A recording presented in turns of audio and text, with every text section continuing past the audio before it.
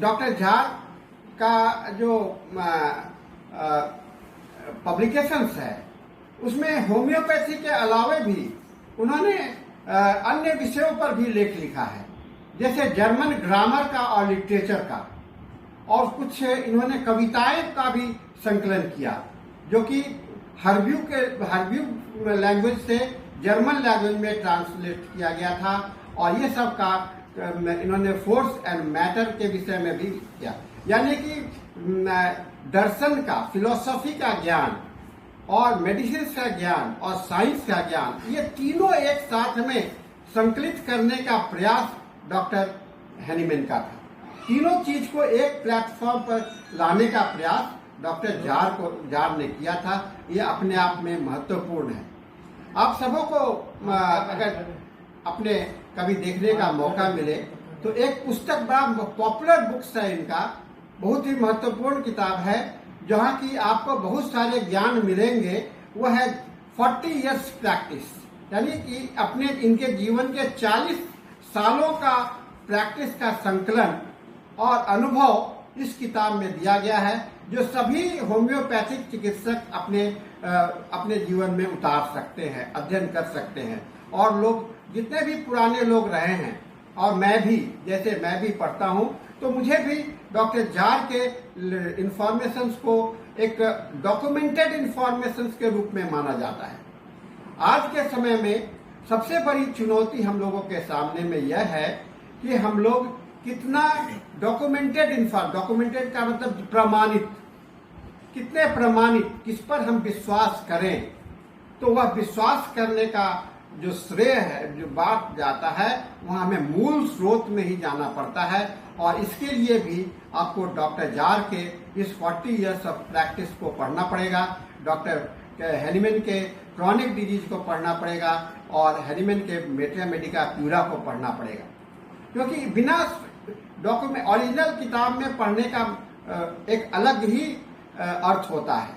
Original किताबों को पढ़ने से आपके अंदर में संदेह का बात नहीं रह जाता है।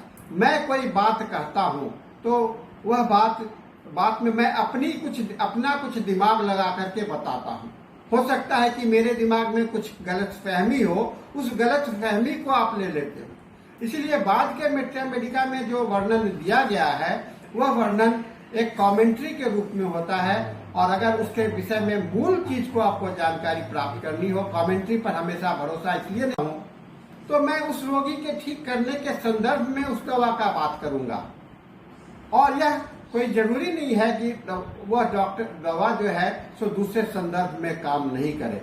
इसलिए आप देखते होंगे कि हमारे होम्योपैथी में हम लोग बहुत कुछ दवाओं को इस तरह से भी देखना शुरू कर दिए, यह दवा इस रोग के लिए है, यह दवा इस रोग के लिए है, जो कि एक बहुत ही गलत फहमी है। और इस गलत फहमी के कारण हम होम्योपैथिक दवाओं की सीमा को बांध देते हैं, उसका पूरा उपयोग नहीं कर सकते हैं। इसलिए यह जरूरी होगा कि हमें प्राइमरी बुक्स ऑफ इंफॉर्मेशन पे हमें जाना चाहिए।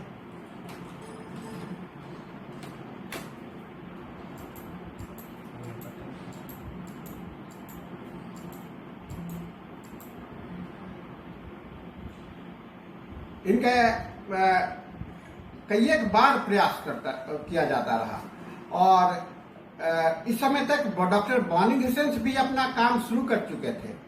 डॉक्टर बॉनिंगसेंस, ये सब कॉन्टेम्पोररी हैं, सब एक साथ में थे, लेकिन बॉनिंगसेंस अपना जर्मनी में कर रहे थे, डॉक्टर जार जो है सो बेल्जियम में थे, कुछ समय वह पेरिस में थे। तो ये सारे कार्य चलते रहे।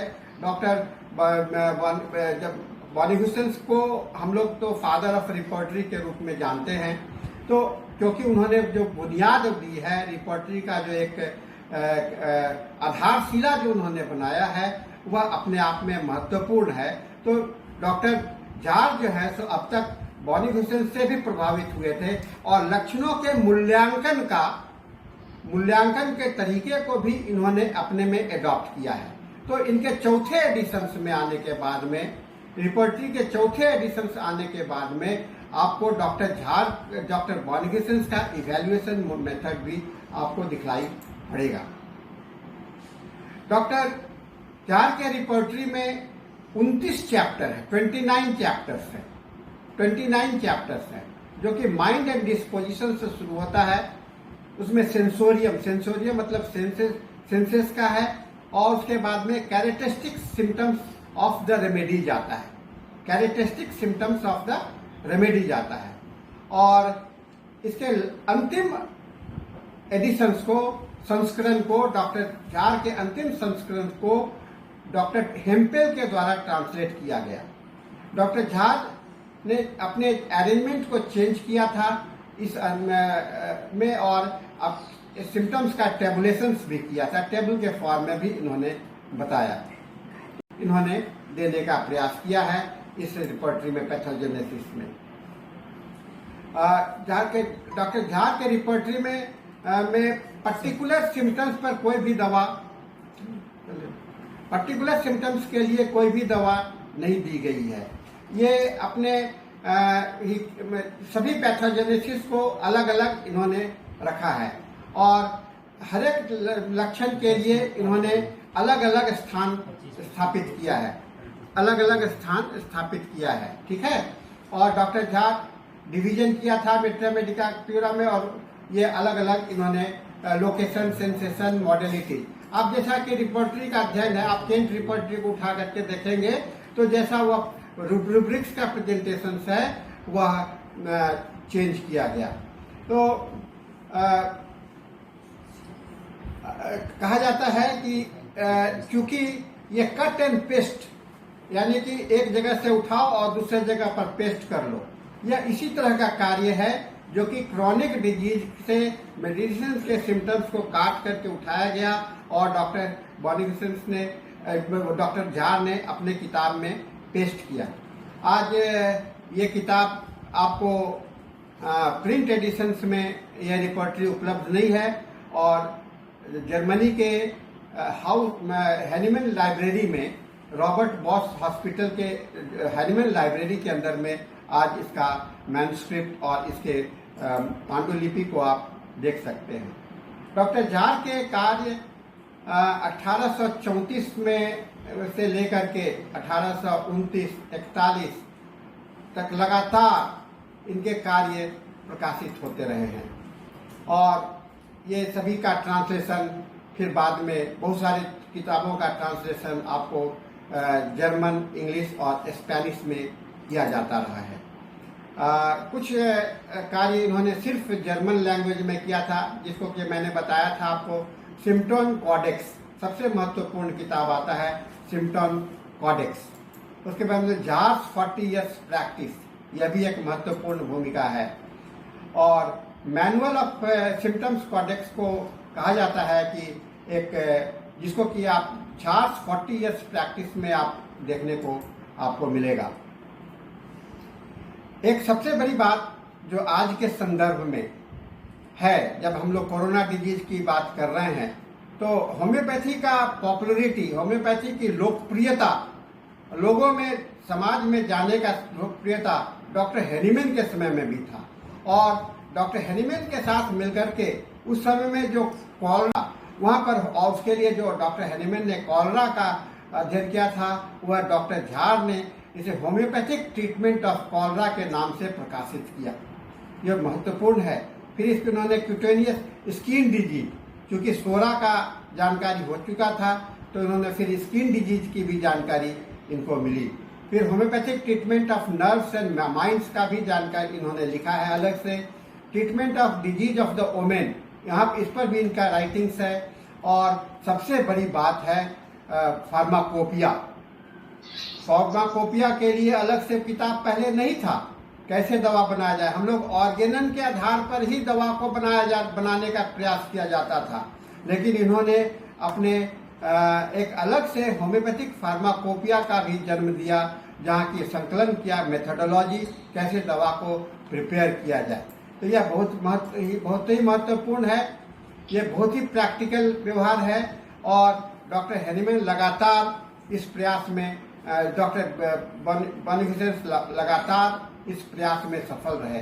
एक सामान्य नागरिक होते हुए चिकित्सा विज्ञान में का अडॉप्ट करने के बाद में, एक डिग्री प्राप्त करने के बाद में और डिग्री छीना जाने तक एक लंबी यात्रा है। डिग्री मिला भी, डिग्री का व्यवहार नहीं कर सके। क्यों? दूसरे जगह पर उसकी मान्यता नहीं थी। आज भी हमारे देश में भी दूसरे कंट्री के कई एक जो डिग्रियां हैं उसकी मान्यता नहीं है। ये सरकार के ऊपर निर्भर करता है कि डिग्री, किस डिग्री को मान्यता दी जाए या न दी जाए। और इसके कारण हम लोगों को एक लिमिटेशंस आता है। तो छात्रों, आज हम लोग डॉक्टर झार के माध्यम से इस बात को जानने का प्रयास किए कि हैनीमैन के जो इंडेक्सिंग का काम था वह कितना, हैनीमैन उसके लिए कितना चिंतित थे, कितना उसको उनके लिए महत्वपूर्ण था।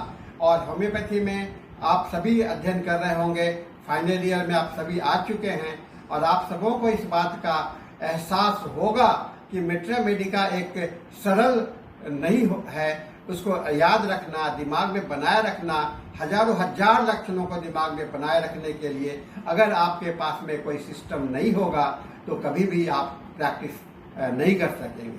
हम लोग को यह प्रयास करना चाहिए कि हम लोग कैसे लक्षणों को अपने दिमाग में एक ऑर्गेनाइज करें। एक मैनेजमेंट सिस्टम हम लोग को चाहिए।